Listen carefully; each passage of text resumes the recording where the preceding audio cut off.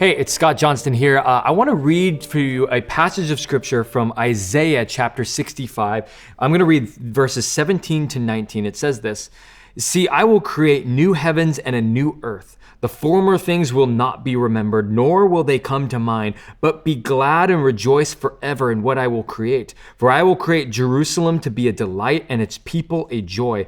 I will rejoice over Jerusalem and take delight in my people. The sound of weeping and of crying will be heard in it no more." You know, I don't know if you've noticed, but I know that this is true in my own life. No one does well without hope.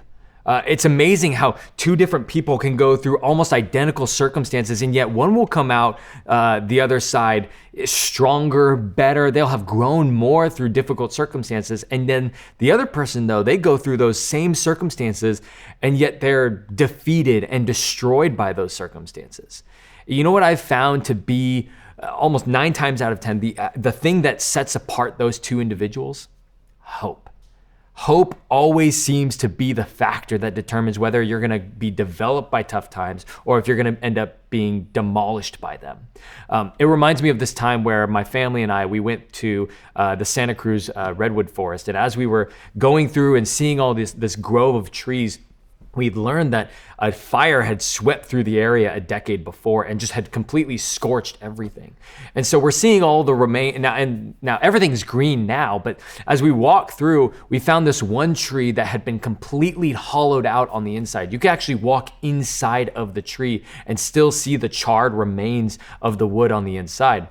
But then when you would step out of the tree, you would still see growth. The tree was still alive and it was still growing, even though this fire had almost devastated it before. And we were wondering, like, what happened with this? Well, it turns out that these trees are so tough that if there's even just a little bit of living tissue remaining, even if there's just a little bit of a live tree that's still a part of that tree will keep growing and keep living. You know what's amazing about that to me is that you and I are much in the same way. You and I are very much similar to those trees, that if there's still even just a little bit of hope in us, that we can still be growing. I've got good news and I've got better news for you. Right? The good news is that you and I are like those trees, that it doesn't matter what the world throw at us. In fact, the world is practically begging us to give up on the hope that we have. The hope that we have in Jesus, that he is coming again, that he is going to bring all things new, that there will be no more sickness, no more death, no more tears, no more crying, right? That you and I are going to reign eternally forever with him. That he is going to be glorified and that he is going to put all things right. That we will have universal flourishing and peace forever. That God is coming again. That you and I have that hope. But you know what? And that's the good news. You know what's the better news? Is that you and I are still growing. You may have gone through some really tough things in your life. I don't claim to know what your hurt is, but I do know hurt. And I know that God knows your hurt.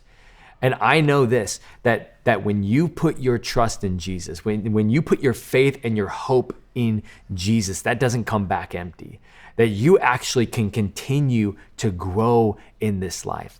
This is why 2 Timothy actually says this: "For this reason I remind you to fan into flame the gift of God, which is in you through the laying on of my hands. For the Spirit God gave us does not make us timid," and I love this, "but gives us power, love, and self-discipline." That you and I actually have the Spirit of God in us. And as long as we have him, as long as we have that hope and that we have the Spirit of God in us, we are still living, and we will one day be more alive than we've ever been, and that you and I can keep growing in this life. That God has not forsaken us, God will not forsake us, and that he will continue to grow us according to his good plan and his good purposes. I hope this encourages you today.